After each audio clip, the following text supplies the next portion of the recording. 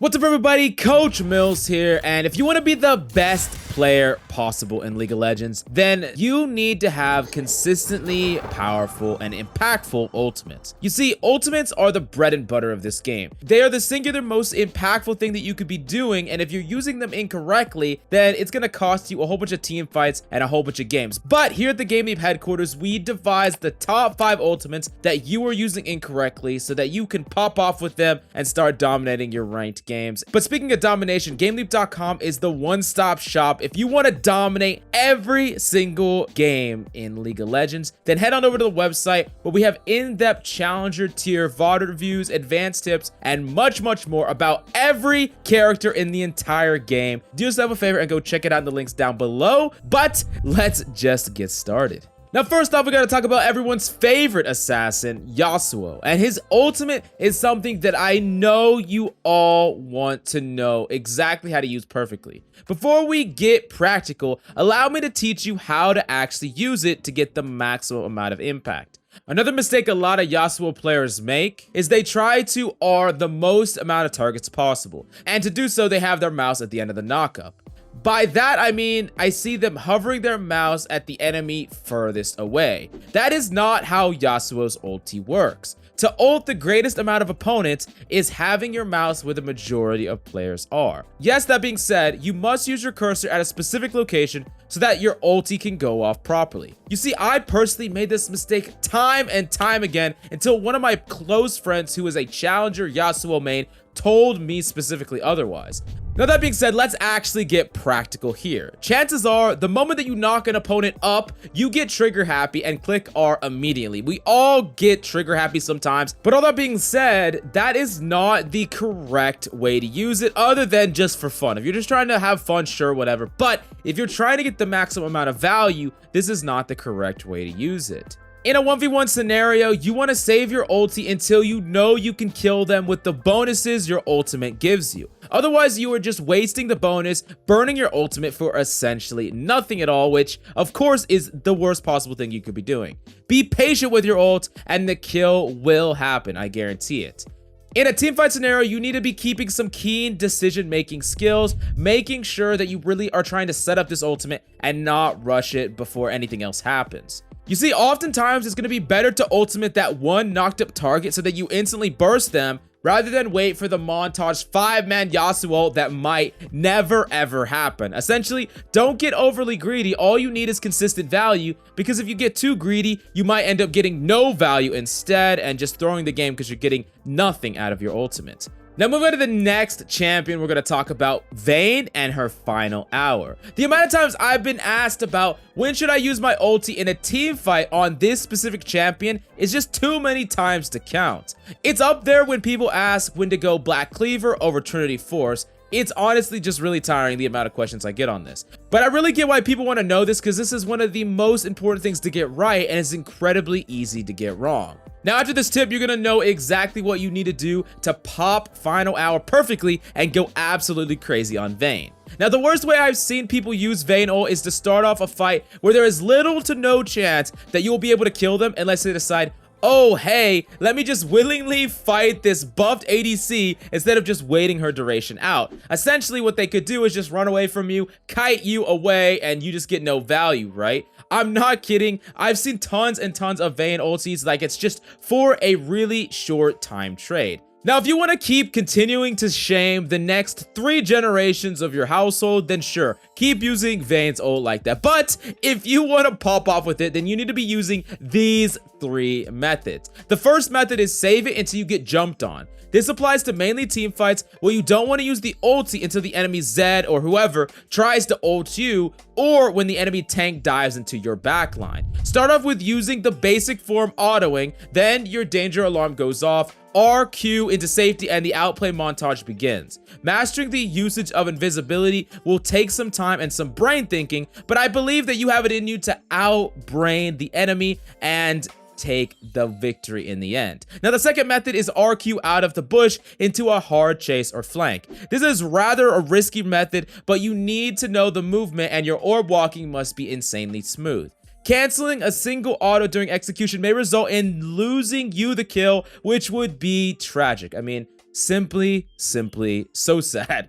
Now, that being said, the common way to execute this is you will most likely tumble R out of a bush into Eing and then onto a wall to stun and then a free kill from there. But situations vary, so I leave you to decide and understand Vayne's kill potential with this ultimate.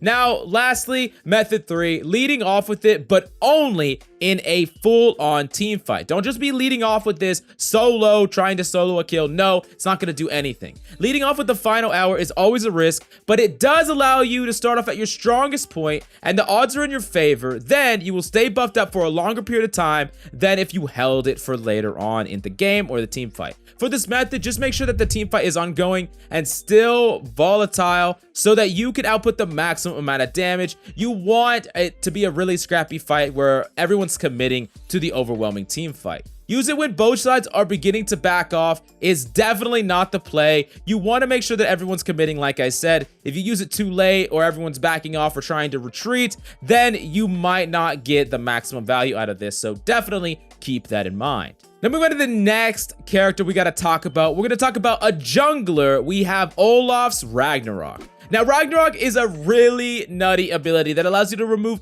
all forms of crowd control and be immune to it for a certain short duration of time. While in Ragnarok form, you lose your bonus resistances on your ultimate passive in exchange for bonus AD, increase in size, and bonus movement speed when chasing an enemy. The most basic way to use this ability I've seen is when an Olaf spots an enemy he can potentially kill and immediately popping Ragnarok to chase them down, avoiding any and all CC. This method of using Olaf's ulti is by far one of the worst ways to do it. When used this way, you are wasting the 6 seconds you have to chase them down. Sure, of course, you will have an easier time getting to melee range, but what then? They will simply CC you once it's over and run away because you'll be unable to burst them down. The correct way to use Ragnarok is starting off with running them down normally using your Qs. Keep pursuing them until you land a Q, which ensures that you will catch them as they are slowed. Then you have a decision made whether or not you need the bonus stat from your ultimate.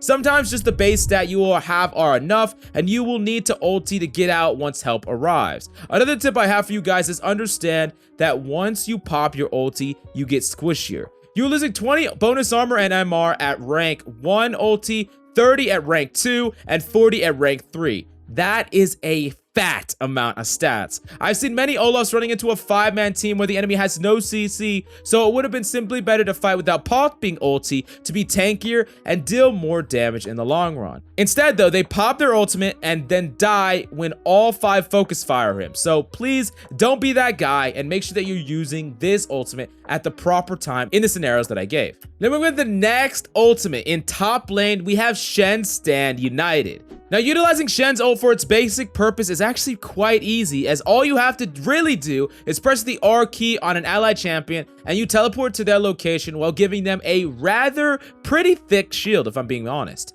In low elo, you can get away with a fair amount of misplays, such as being really greedy or teleporting and being away from your lane for a little while. But in challenger level, for every second that you are not present in your lane, that's a free advantage to the enemy top laner that they can gain from you. The reason why Shen is hard to play is the same reason why Twisted Fate is very difficult to play, and that's macro. To play champs with global ultimates, especially ones that take you out of the lane, requires a great deal of expert knowledge and understanding of the game.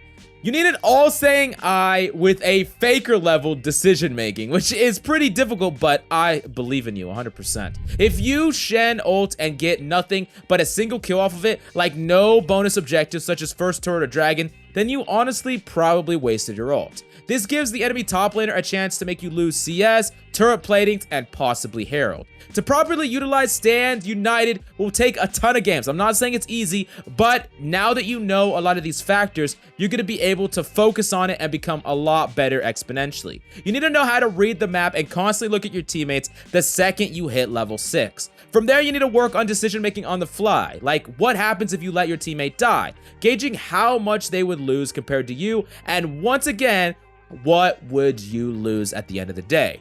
Now, the standard combo I see basic Shen players do is ulti, help out in the fight, and then try to shove to pick up some CS from the lane they teleported to like a jungler taxes the wave.